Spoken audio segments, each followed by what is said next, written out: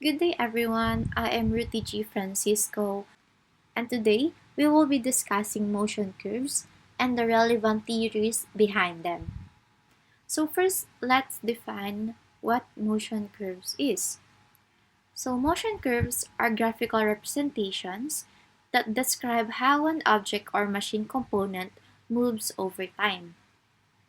Instead of showing only the position of an object, they also illustrate how its displacement, velocity, and acceleration change throughout the motion.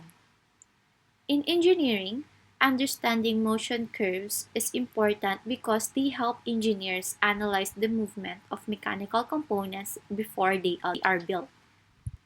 Through these curves, engineering can improve machine performance, reduce unnecessary vibration, and ensure that machines operate safely and efficiently. So, to better understand motion curves, we first need to know the three basic quantities of motion, which are displacement, velocity, and acceleration. So, the first is displacement. Displacement refers to the position or distance traveled by an object from its starting point. Simply put, it tells us how far the object has moved during its motion. Engineers use displacement to determine whether a mechanism reaches the desired position. The second quantity is velocity. Velocity describes how fast the object moves from one position to another. It measures the rate of change of displacement. Proper control of velocity allows machines to perform efficiently while maintaining accuracy and stability. So the last is acceleration. Acceleration is the rate at which velocity changes. It tells us how quickly an object speeds up or slows down during motion. So high acceleration creates larger forces within a machine. So engineers carefully design motion curves to maintain smooth and controlled movement. And did you know that there are several types of motion curves used in engineering and each has its own characteristics? So the first one is uniform velocity motion. In this type of motion, the object moves at a constant speed throughout its travel. Although it is easy to understand and analyze, sudden changes may occur at the beginning and end of the motion, which can affect the smoothness of machine operation. So you can see here naman sa graph natin na yung velocity niya or yung line niya is naka-straight lang because it is uniform or the object moves at a constant speed. So the second type is simple harmonic motion or simply SHM. So this motion follows a smooth wave-like pattern similar to the movement of a pendulum. Because of its gradual acceleration and deceleration, SHM produces smoother motion than uniform velocity. The third type is constant acceleration and deceleration motion. So during the first half of the motion, the object accelerates at a constant rate. And during the second half, it slows down at the same constant rate. So this type of motion provides better control and reduces unnecessary impact. And the last type is cycloidal motion. So this motion is known for producing very smooth movement because both velocity and acceleration changes gradually. For this reason, cycloidal motion is commonly used in machines that require precision and high-speed operation. So to conclude, motion curves are important tools in engineering because they describe how motion changes throughout an operating cycle. By understanding displacement, velocity, and acceleration, engineers can analyze the movement of mechanical components and select the most appropriate type of motion for a specific application. So, proper selection of a motion curve improves efficiency, minimizes mechanical problems, and helps machines operate more smoothly and reliably. And controlled motion to ensure reliable operation and reduce wear on machine parts. Good day everyone, I am Andre Ashley R. Bernabeo and I'm here to discuss the assumptions, principles, formulas, and the applications of motion curves. The first thing that I will discuss is the assumptions. To understand how we map the movements of objects, we must first establish the ground rules or the assumptions that allows us to translate physical reality into manageable mathematical models. The first assumption is the piecewise continuous motion. In the real world, motion is rarely uniform. A car accelerating, cruising, and braking doesn't follow one single equation from start to finish. Instead, we use piecewise continuous motion. Because of this, the total path cannot be described by one single mathematical equation. Instead, kinematics treats the motion profile like a chain. It is broken down into distinct sequential time intervals. Each interval has its own specific equation or kinematic rules governing it. We have here an example of a graph. This is a velocity time graph. There are also other graphs such as displacement time graph and acceleration time graph, but here we will use a velocity time graph. Now, if you look at the velocity time graph, it features a curving line with different tangent slopes at different points. You are looking at a piecewise motion in action. The graph doesn't just show a single flat straight line. Because the velocity vt changes continuously over time, we cannot rely on a single static value. Instead, we analyze the motion by breaking it down into distinct moments or intervals. By applying calculus, specifically by calculating the derivative at specific points, we can precisely determine the instantaneous acceleration at any exact split second along that curve. Once we agree that motion is broken into intervals, we need to set the boundaries and rules of our coordinate system so the math remains stable, which will be discussed by the last two assumptions. The second assumption is the particle approximation. While the real-world objects are complex, we must simplify them to make our motion curves meaningful. If we try to track every part of a car, we would need thousands of separate graphs. Instead, we use the particle approximation. We treat the entire object as a single infinitely small dot, or a particle that holds all the masses. By stripping away the object's physical dimensions and rotations, we isolate its pure translational motion. This is the secret that allows us to plot a single, clean line on our ST, VT, or AT graphs. Without this approximation, a motion curve would be too cluttered to read. With it, we can precisely map how that single point travels through space, turning complex behavior into a clear, predictable mathematical path. The last assumption is the time dependency. To represent motion mathematically, we must establish a consistent coordinate system where time t serves as the horizontal anchor on the x-axis. As our independent variable, time flows uniformly, providing the immutable baseline for all kinematics analysis. All other parameters such as position s, velocity v, and acceleration are plotted on the vertical y-axis as dependent variables. Their values are functions of time fluctuating in direct response to the passage of our interval. Now, looking at the graph on the right, as you can see, this framework is essential for our calculations.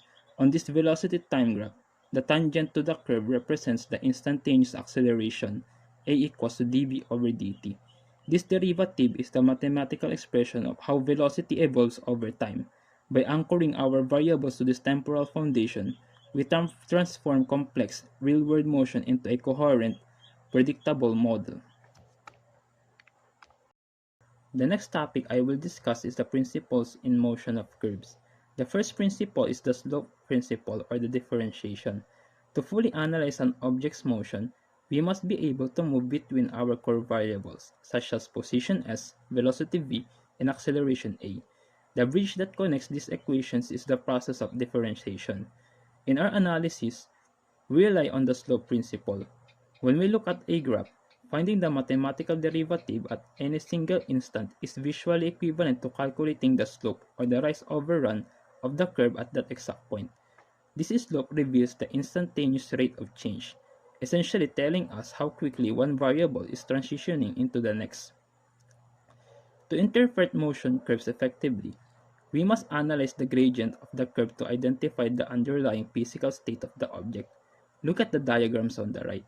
Graph A shows a positive gradient. A line ascending from left to right denotes a positive gradient. Physically, this signifies a positive rate of change in velocity over time. On a velocity time graph, this linear ascent indicates constant positive acceleration, confirming that the object is increasing its velocity at a uniform rate. Graph B shows negative gradient. Conversely, a line descending from left to right indicates a negative gradient. This represents a negative rate of change in velocity. In physical terms, this reflects constant negative acceleration or deceleration, where the object's velocity is being reduced at a steady, predictable rate. Graph C shows zero gradient. When the curve manifests as a horizontal line, the gradient is null, as there is no vertical displacement relative to the horizontal axis. Physically, this indicates that the velocity remains constant over time. Since there is no variation in velocity, the acceleration is effectively zero, placing the object in a state of uniform or steady state motion. The next principle is the area principle or integration. While the slope principle uses differentiation to move forward on the kinematics chain, the area principle uses integration to move backward, from acceleration to velocity to displacement. In this process, integration acts as the mathematical inverse of differentiation, allowing us to reconstruct a cumulative state from a rate of change. To determine a change in value when moving backward along this chain, we must integrate the function over a defined temporal interval. To understand how the area principle functions in practice, we analyze the spatial relationship between the curve and the time axis. This determines whether our baseline value is increasing or decreasing over a specific interval. Look at the picture on the side. Positive area, the regions located above the time axis. They signify a positive net change, causing the accumulated value to increase. Area above the zero line on an acceleration time graph represents a positive contribution to velocity. Integrating these regions confirms the object is gaining velocity, or it is speeding up. Area above the axis on a velocity time graph represents a positive change in position, meaning the object is moving forward in its primary direction of travel. Negative area, the regions located below the time axis. They signify a negative net change, which results in a reduction of the baseline value. When the curve on an acceleration time graph drops below the axis, the resulting area is negative. This indicates a negative net change in the velocity, representing a deceleration phase where the object is losing speed. On a velocity time graph, a negative area signifies a negative change in position. This indicates that the object is displacing in the opposite direction, essentially moving backward towards or past its starting point. By distinguishing between these two, we can reconstruct an object's full history, knowing exactly when it gains speed, when it slowed down, and where it is located relative to its starting point at any given moment. The last principle is the polynomial hierarchy or the curve orders. In kinematics, every time you differentiate or integrate to move between displacement, velocity, and acceleration, you change the mathematical complexity or the polynomial degree n of the graph's line by exactly one tier. In differentiation, which is moving forward from displacement to velocity and acceleration, drops the degree by 1, or in the equation, n transforms into n minus 1. It flattens curves into straight lines and straight lines into flat horizontal baselines. In integration, on the other hand, which is moving backward from acceleration to velocity and to displacement, raises the degree by 1, which in the equation is n transforms into n plus 1. It turns flat baselines into sloping lines and sloping lines into smooth curves. These curves represents the relationship between a value and time based on the power of the exponent, or t raised to n. Understanding the shape allows us to quickly identify how a variable is behaving. There were three degrees in graphing. The first is a zero-degree curve. A zero-degree curve is represented by a flat or horizontal line. Because the exponent is zero, the value does not change as time progresses, remaining locked at a constant level. In a graph, this looks like a straight line running parallel to the horizontal time axis, indicating zero slope. A first-degree curve appears as a straight, or diagonal line that slopes either upward or downward. This indicates a linear relationship where the variable changes at a perfectly steady or uniform rate. On a graph, the constant tilt of the line confirms that the rate of change never accelerates or decelerates. And the last is the second-degree curve. A second-degree curve creates a parabola or smooth or bending curve. Unlike linear graphs, the steepness of this line changes at every point, meaning the rate of change itself is increasing or decreasing. On a graph, this looks like a sweeping arc that cuts upward or downward rather than moving in a straight or predictable direction. The next topic I will discuss is the formulas. In motion of curves, we have two formulas, which we already been talking earlier, the differential relationship or slopes and integral relationships or areas. The first one is the differential relationships or slopes.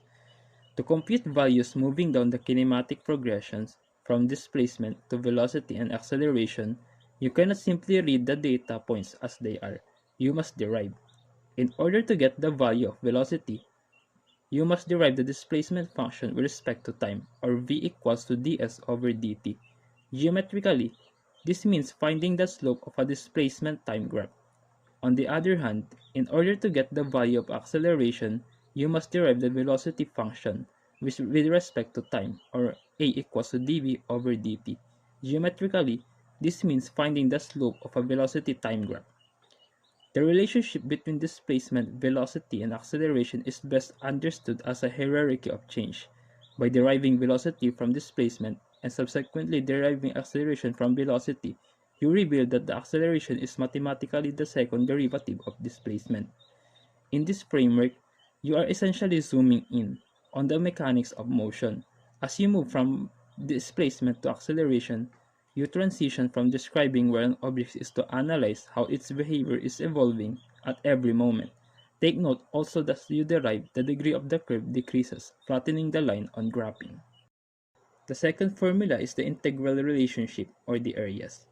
To compute the values moving up the kinematic progression, or from acceleration to velocity and displacement, we will use integral.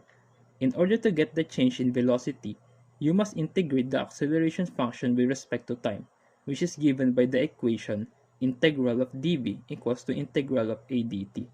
Geometrically, this means finding the area under an acceleration time graph. Once you find this area, you can find the final velocity using the boundary point evaluation, which is given by the equation v2 equals to v1 plus change in velocity. On the other hand, in order to get the change in displacement, you must integrate the velocity function with respect to time, which is given by the equation integral of ds equals to integral of v dt. Geometrically, this means finding the area under a velocity time graph. Once you find this area, you can find the final position using the boundary point evaluation, which is given by the equation s2 equals to s1 plus change in displacement. Take note that as we integrate, the degree of the line for the function increases, causing a curving graph. The next topic I will discuss is the applications. Real-life applications. There were three common applications of motion curves in real life: application in structural engineering, robotics and automation, and vehicle dynamics. In structural engineering, engineers utilized bending moment diagrams as motion curves by treating distributed loads as geometric shapes, where the area integration represents the accumulation of shear and the resulting moment, allowing them to pinpoint stress without complex calculus. In robotics and automation, motion curves are explicitly designed as velocity time profiles, such as trapezoids, S-curves, or parabolas, where the area under the curve dictates the exact change in position and slope defines the required motor torque, ensuring smooth mechanical transitions. In vehicle dynamics, engineers treat suspension velocity pulses as dynamic motion curves, where the ship's area directly correlates to the work done by the damper, enabling them to calculate energy dissipation requirements and tune shock absorbers for impact absorption without needing to solve exhaustive differential equations for every road irregularity. Application of motion curves in mathematics. Engineers simplify motion analysis by replacing complex calculus with straightforward geometric calculations. By treating motion graphs as a series of basic shapes, they can calculate values like displacement or velocity changes using simple arithmetic instead of tedious integrations. A common example of this is a rectangle, representing constant acceleration over time, where the change in velocity is simply the area calculated as area equals to base times height. By applying these geometric principles to map the area beneath a curve, this piecewise approach provides a rapid, highly accurate, and computationally efficient shortcuts for analyzing physical transitions in real-world engineering. The last topic I will discuss is the step-by-step procedure of computing motion curves. The procedure I will discuss is a common guideline used by engineers to solve motion curves through the use of calculus. It is divided into two phases. The first phase is the setup. Before beginning the calculus, you must define the constraints of the system to ensure the mathematical model aligns with physical reality. The first thing you have to do is define the baseline, or the initial conditions. You must specify the starting state of the system at time t equals to 0. This requires identifying the initial position and initial velocity. These constraints of integration acts as the anchors that ensures your mathematical model corresponds to the actual physical starting point. The next step is define the functions. Express the input variable as a function of time. For example, if acceleration is changing, identify it as a function of at. Then the next phase is phase 2, which is the execution. Once the framework is established, you systematically move through the kinematic change using fundamental calculus operations, such as differentiation and integration. So the first one is differentiation. If you are given a position function st, you calculate the derivative to find the velocity, and the second derivative to find acceleration. On the other hand, is the integration. If you are given an acceleration function at, you use definite integrals to determine velocity and position over a specific time interval. And the last step is the evaluation. Solve the definite integral for the interval to find the exact change. For example, to find the change in velocity over time, you can use the formula change in velocity equals to integral of at dt. Once you get the change in velocity, add this change of velocity to your initial velocity to determine the final velocity of a specific time interval. So, hello po. Good day. So, ako nga po pala si Wilbur J. Tumulong and I'm here to discuss two examples po of motion curves. So, let's start po sa first example. So, sa first problem po natin, it states that the car below starts from rest and travels along a straight track such that it accelerates at 10 meters per second squared for 10 seconds. And then decelerates at 2 meters per second squared. So, determine the time t prime needed to stop the car and also how far has the car traveled. So, may kita po natin dun sa illustration sa baba. Yun po, yung may kotse na yun. Bilis. Na mabilis. And yung t prime po doon, yung point po na doon sa sa dulo ng A2, yan po ang needed na malaman natin kung ano yung oras na needed mag-stop dyan nung car. Alright? Then, need din po natin malaman kung ano po yung total distance that the car has traveled, which is accompanied nung letter S. Bale, yun lang po yun. Then, tignan po natin yung sa calculation side. So, hindi naman po hinihingi ng problem na gumawa tayo ng graph, pero naglagay pa rin po ako to easily visualize, 'di ba? So, hindi ko lang po nailagay pero A to S graph po 'yon, yung unang illustration na makikita niyo sa top nung calculation side. Then yung baba naman po is yung V to S graph. Yan. So, answeran na po natin siya. Ayan. So, firstly, para po ma-solve natin to, need po natin hanapin yung area nung A1 and A2. 'Di ba? So, alam naman po natin based sa formulas na itinuro sa atin and well, sa first slides before this, alam naman po natin na kapag meron pong quadrilateral, 'di ba? Ang pagkuha lang po niyan ay base times height, yung area noon. So, ano po ba ang length? Length tuloy. Ano po ba ang base ng figure A1? 10, tama. So, 10. And then, 10 din naman po yung height niya. So, 10 times 10 is equals to 100. Then, kung titignan po natin, 'di ba? Negative 2 po kasi below sa 0 point na siya eh, 'di ba?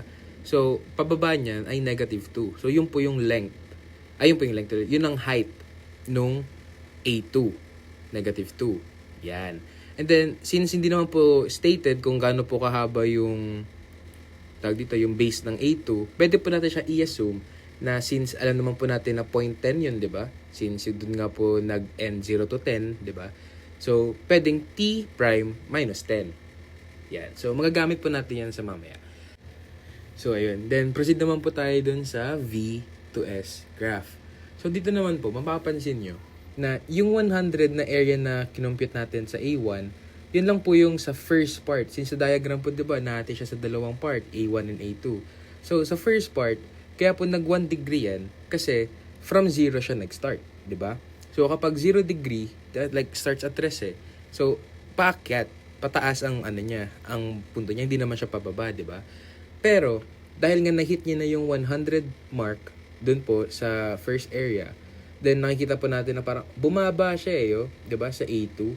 So, automatic pababa na din po yung drawing sa graph noon, 'di ba? So, yun lang naman po siya para ma-visualize niyo.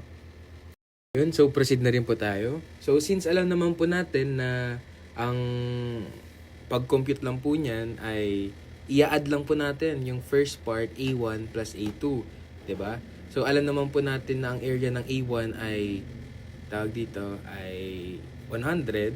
Tapos alam naman po natin na may equation tayo na negative 2 times T1 minus 10 kasi negative 2 yung po yung height nung area 2. Then ang base po niya ay T1 or T prime minus 10. So, pwede na po natin yan tawag dito, i-solve. 'Di ba? Baka naman gamitan nyo pa ng shift solve yan. Hindi. Pero kung aansaran po natin yan, ang sasagot po dyan ay 60 seconds. So, yun po ang time T needed to stop the car. So, need po ng 60 seconds para huminto yung kotse. Ngayon, proceed naman po tayo dun sa how far has the car traveled. Ayan. So, using po yung V2S graph, makikita po natin na triangle siya, di ba? Triangle siya eh. So, ang area po ng pag-compute natin ng triangle, di ba, ay 1/2 base times height. So, ano po ba ang base ng triangle? Ayun. Di ba, from 0 to 10. Di ba? Then, ang height lang po niya ay 0 to 100. Kaya 100. So, if i-compute po natin, ang area ng triangle na to sa left ay 500. Ayan. So, punta naman po tayo dun sa S to T graph. Ngayon, pansinin po natin, bakit sa tingin nyo nag 2 degrees? Sige. Ayun. Tama. Kaya po siya nag 2 degrees kasi nag-start po tayo from first degree. So, kailangan lang natin siyang kasi parang mapapansin niyo, di ba? 0, 1, 2. So, yun. Kaya nag 2 degrees. Ngayon, ang tanong po natin dapat dyan ay bakit increasing yung slope? Well, kasi, di ba, like sabi sa problem, starts from rest. So, kapag nag-start ka from rest, nag-accelerate ka lang naman. And ayun din, sabi ko, accelerate at 10 meters per second squared.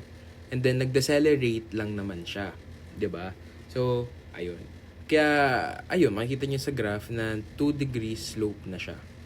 Then, ayun naman, kaya naging 500 naman yan, class. Kaya naman nag-500 yan. Kasi, yun na yung area ng triangle na kinumpute natin kanina. Ayun. So, kumbaga yan na yung height niya. Then, ayun. So, para ma-compute naman natin yan, since alam naman natin na 500 na yung height niyan, di ba? Nakuha na natin yung area ng first triangle. Doon naman tayo sa second triangle. Ayan. So, ang area naman ng second triangle, same lang din sa kanina. 1/2 base times height. Ngayon, ano ba ang base ngayon? Di ba? 50. Bakit? Paano nangyari yun? Nangyari yun kasi, di ba, na-compute natin kanina na 60 seconds. So, yung time na dulo na nun ay 60. So, from 10 to 60 ay 50. 'Di ba? Like 50 yun, yung distance nun. Kaya 50 ang base, then 100 ang height. Ayun. So, kaya ang area natin sa second triangle ay 25. Ngayon, para makompute natin yung total distance nun, hindi naman syempre na 25 ang sagot doon. 'Di ba? I-add pa natin yung 500. 'Di ba? Kasi yun na eh. Kumbaga, first part lang yung 500, then second part ay 25. So, para makompute natin yun, kailangan natin i-add yung dalawa. Kaya ang sagot natin ay 3,000 meters. Yun. Yun lang yung sagot dun, guys. Yun lang din yung buong solution ng problem 1. Then, proceed na tayo sa problem 2. Ayan. So, dito na po tayo sa problem 2. Yan. So, sabi dito, the V to S graph describing the motion of a motorcycle is shown in the figure. Yan po yung nasa baba. Determine the time needed for the motorcycle to reach the position S is equals to 400 feet. So dito, di na naman po inihingi na gumawa tayo ng graph. Pero, tinabad na po tayo eh. Alam mo yun, kumbaga nasa board exam ka, magdo-drawing ka pa ba? Hindi na. 'Di ba? Gagamitan na lang po natin to ng formula. So, alam naman po natin, 'di ba, na ang madalas na equation or yung most common equation sa dynamics of rigid bodies ay yung A ds is equals to V dv or V is equals to ds over dt. So, ano po ba ang pwede natin gamitin dyan? Since given na po yung V, 'di ba? Ayan po, tingnan natin yung drawing. Yan. 'Di ba? Makikita po natin na yung V is equals to 0.2s plus 10. Yun na po yung velocity. So, para lang mahanap natin, since need natin malaman yung time, 'di ba? Like time ang hinihingi uli eh. So, in terms lang po natin siya sa time. Ayan. So, ang ds over dt is equals to V na which is 0.2s plus 10. And in terms lang natin siya sa dt, kaya is equals na siya sa ds over 0.2s plus 10. Ngayon, kailangan po natin siya i-integrate. 'Di ba? Ayan. So, ito po yung solution yan. So, kung titignan po natin uli yung graph doon sa illustration, makikita po natin na hinati na naman siya sa dalawa. 'Di ba? So, alam naman po natin na siguro nag-start siya from rest. 'Di ba? Kasi pwede eh. Possible eh. Na walang acceleration na nangyari. 'Di ba? Kasi kung i-drawing natin yung graph niyan, maaano lang siya. Mag-A is equals to 0. Pero, tingnan natin. Kaya siya nag-start from 0, tapos papunta siya sa T1. Yung T1 dyan guys, yun yung 200 ah. Kaya, di ba? Kaya, 0 to T1 dt is equals to 0 to 200. Ayan. Tapos, i-incorporate lang natin siya na 1 over 0.2s plus 10 ds. Then, yan. Computing na natin. Ang lalabas dyan guys ay t is equals to 5 ln 0.2s plus 10 minus 5 ln 10. Yan. Kumbaga, ano siya? Anong natutunan na natin yan, guys? Natutunan na natin yan nung integral pa lang natin. So, ano lang siya, 'di ba? Like yung upper limit, i-minus pa lang siya sa lower limit. Well, alam naman natin na kapag 0, well, 0.2 times 0 ay 0, kaya ln 10 na lang siya. 5 ln 10. Then, next part niyan ay yun. Ita-type na lang natin siya sa calculator para makuha natin yung T1. 'Di ba? So, T1 is equals to 8.04718. Or, kung paano ang sinabi ng professor nyo na rounding off, so, 8.05 seconds. Mind you lang guys ha, hindi pa to yung final answer. Hindi pa yan yung final answer. T1 pa lang yan. Hindi natin hanapin yung T2. Which, ano naman, from 200 to dun, sa S, sa dulo. 'Di ba? Kaya, ang formula na natin dyan, guys, ay, syempre, yung V natin, dyan sa formula na yan, na T2 is equals to S final minus S initial over V. Well, alam naman natin, di ba, na 400 na yung dulo. 400 feet per seconds na siya. Then, yung 200 naman is dun tayo nanggaling. Kaya yun yung S initial natin. Yung 50, nangyari yan kasi, tingnan nyo sa graph, di ba? Bumaba eh, di ba? Paakyat, then nag-steady. Kaya mangyayari na ang velocity natin ay i-multiply mo lang dun sa 200 kung saan ka nag-start. di ba? Yun na yung S mo eh. Yun yung S na 200 eh. di ba? 200 feet. Gets ba guys? Kumbaga, 0.2 times 200 feet kasi yun na yung S na nag-start ka. Kaya yun na yung velocity mo at that time. Kaya yun, so, kukombine mo lang yan, like ilagay mo sa calcu, type natin sa calcu, ang lalabas dyan ay 200 over 50, which is 4 seconds. So, T1 plus T2 is equals sa 8.05 S plus 4 seconds.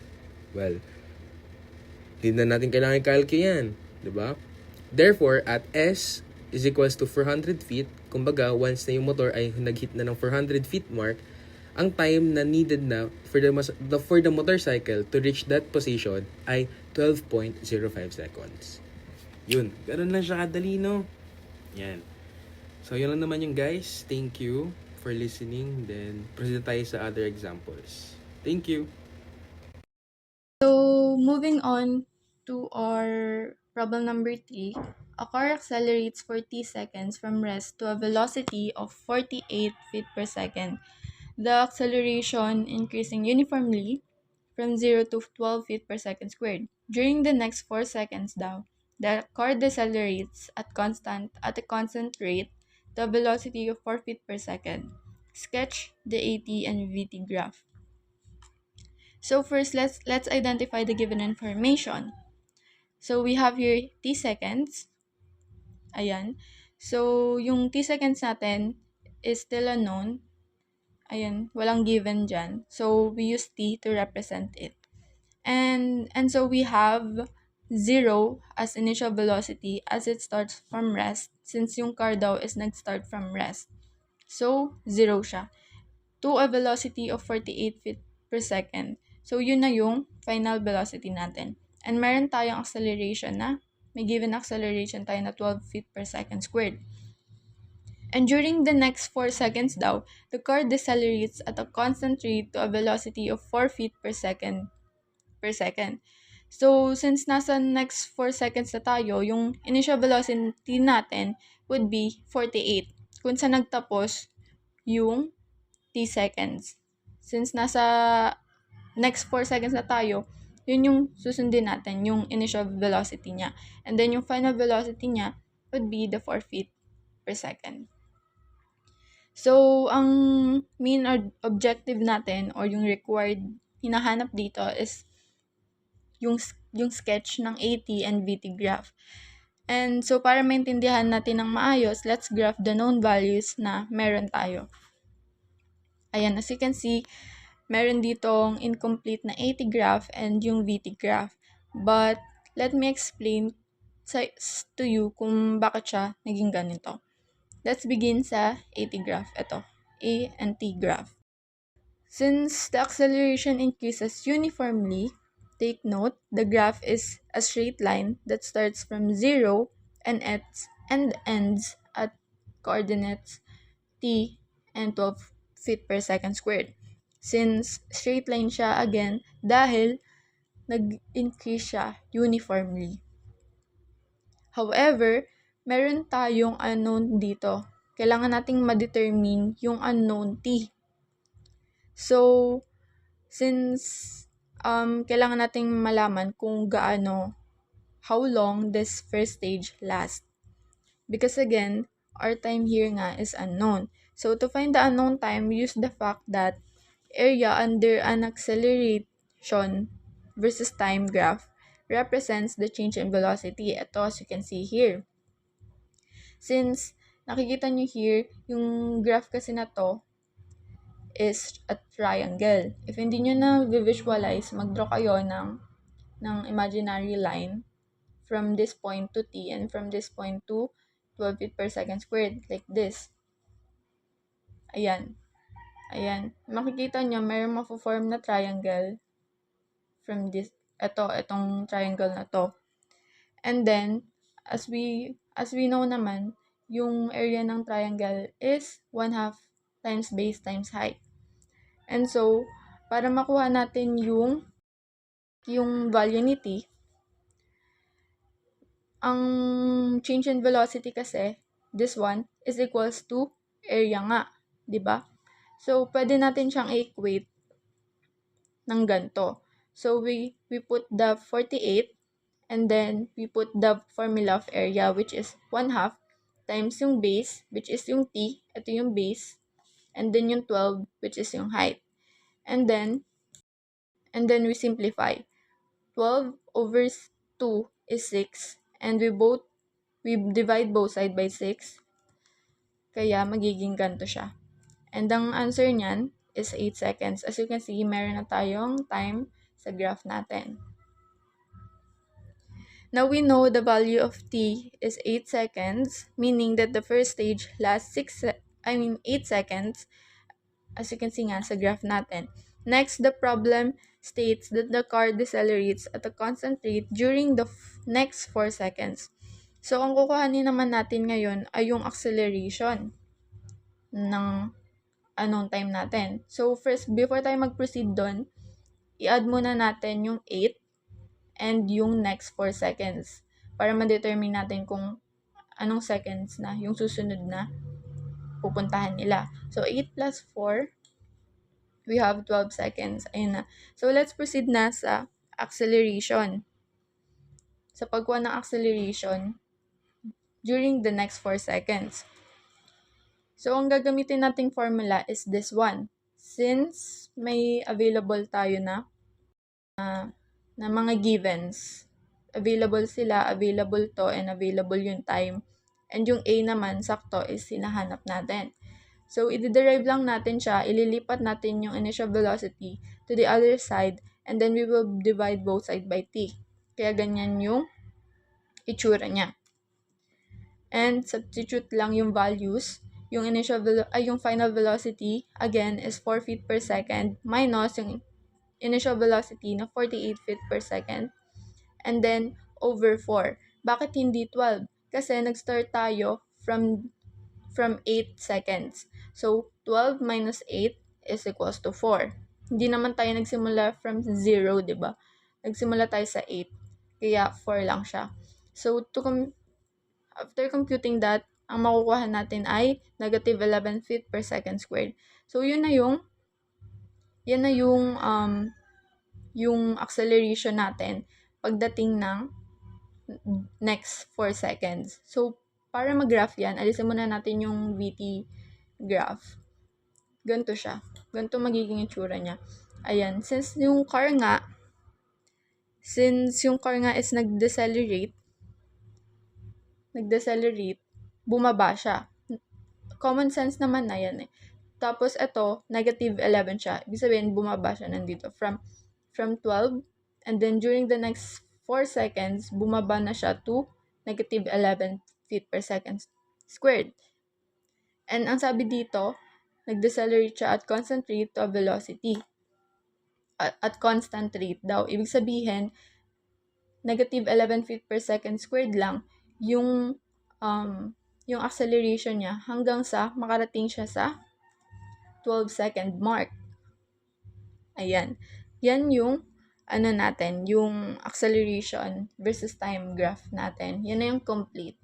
Yan yung itsura ng graph ng problem na to. So, let's move on naman sa velocity time graph. Ayan. Remember that the slope of the velocity time graph is equal to the acceleration. Katulad ng sinabi dito na yung velocity time graph daw is equal dito sa acceleration. So, during the first 8 seconds daw, sabi dito sa problem, yung acceleration keeps increasing. That means the slope of the velocity also keeps increasing. So, instead of a straight line, the velocity graph is a curved line that bends upward. Kaya ganyan yung itsura niya. Until hanggang sa ma-reach niya yung 48 feet per second. After that, yung acceleration daw become constant at negative 11 feet per second squared. So, ibig sabihin, since yung acceleration is negative, the line slopes downward until the velocity reaches yung 4 feet na to. So, ang magiging itsura niya ay ito. Ganyan, pa-straight line siya. So, from 0 to 8 seconds, the velocity versus time graph is a curve na pa-upward. Because yung acceleration is nag-i-increase. Ito. May change in velocity kasi, may change in acceleration kasi tayo, di ba? So, from 0, naging 12 feet per second squared siya. Kaya, pa-curve yung yung graph natin. Ngayon, from 8 to 12 naman na mark, yung acceleration natin is constant. Hindi siya nababago hanggang sa from 8 to 12, negative 11 feet per second squared lang tayo. Kaya, ang graph natin is straight line. Ganun lang siya. So, ayun yung itsura ng velocity versus time graph natin. So, yun lang naman yun. Good day everyone, I'm Eliza Ramiro, one of the member of Group 5. So let's start with the next problem. So we have a car accelerate from initial velocity of 10 meter per second. So the acceleration is increasing uniformly from 0 to 8 meter per second squared in 6 seconds. So during the next 2 seconds, the car accelerates at a constant rate of 2 meter per second squared. So sa A, determine the velocity after 8 seconds. B, determine the distance traveled after 8 seconds. So, sa letter A, pinapahanap yung velocity after 8 seconds. Ano nga bang steps na gagawin natin? So, makikita natin sa figure, we have a velocity time diagram and acceleration time diagram. In velocity time diagram, madali nating mare-recognize kung ano ba yung hinahanap since meron tayong velocity na 10 meter per second na given. So, sa lahat ng susunod dyan, makukuha natin yung area na acceleration at time. So, meaning to say, para makapunta tayo sa 6 seconds, kukunin natin yung area ng triangle. So, A is equals to 1/2 base times height. So, ano nga bang base? 6, diba? So, ang height natin is 8. So, 1/2 times 6 times 8, plug in lang natin sa calculus. So, ang area ng triangle is 24. So, from 10 na velocity, add natin yung area na 24. So, we have 10 plus 24 is equals to 34. So, ayan yung velocity niya at 6 seconds. Kasi ang pinahanap sa atin is velocity at 8 seconds. So, paano nga ba natin makakonect yung dalawang points na to? Ipang upper figure is first degree, ang ating lower figure is second degree. So, paano nga ba natin makukuha ang velocity at 8 seconds? So, i-add lang natin yung area ng square. So, negative siya. So, area is equals to base times height. So, A is equals to negative 2 is the time travel times height na 2. So, that is negative 4. So, therefore, from 34, i-add lang natin yung negative 4. So, we have 34 plus negative 4, we have 30 meter per second at velocity after 8 seconds. So, nakuha na natin yung answer. So, dito sa next slide, pinahanap yung distance traveled after 8 seconds. So, first step, drawing lang natin yung figure para mas madali nating ma-recognize kung ano ba yung wala at pinahanap. So, we have acceleration time diagram. So, ang tinatanong, yung position niya after 8 seconds. So, yung point 2 natin is nasa part siya ng 8 seconds while yung point 1 natin is from 0. So, ito yung pinakamagandang posisyon ng point 1. So, yung point 1 natin is yung T at S1 natin is 0. So, yung point 1 natin, yung T at S1 natin is 0 kasi wala naman siya sa given. While ang B1 natin is 10 meter per second. So, while sa point 2, we have T is equals to 8. So, while S2 is yung pinahanap natin. So, ano nga ba yung formula natin? So, we have S2 is equals to S1 plus B1 times T plus area moment of acceleration time diagram. So, substitute lang natin yung mga values. So, we have S1 is 0. B1 natin ay 10 meter per second times T2 minus T1 na 8 minus 0, so plus area moment. So, na-compute lang natin yung area kanina na triangle and square. So, recall lang natin yung area ng triangle. So, A is equals to 1/2 times 6 times 8 is equals to 24, while ang area ng square is A is equals to 2 times negative 2 is equals to negative 4. Then, plug in na natin sa S2 is equals to 0 plus 10 times 8 minus 0 plus area ng triangle is 24 times 4 kasi makikita natin sa figure para makuha ang 4, we have 1/3 times 6 plus 2 is equals to 4. Then, to get the area ng square, ang kalahati ng 2 ay 1. So, minus 4 times 1. So, plug in na natin sa calculus. So, ang makukuha natin is 172 meter.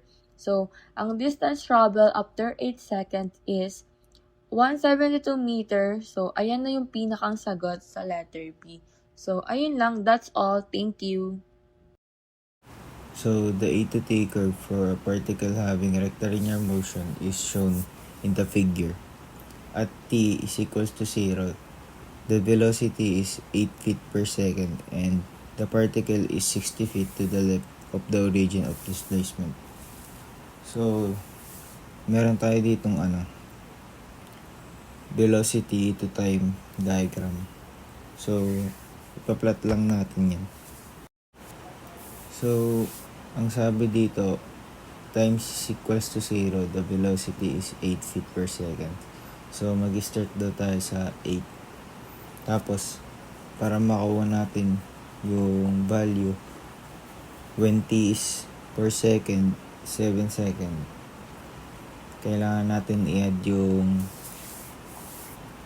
area nila, bawat isa.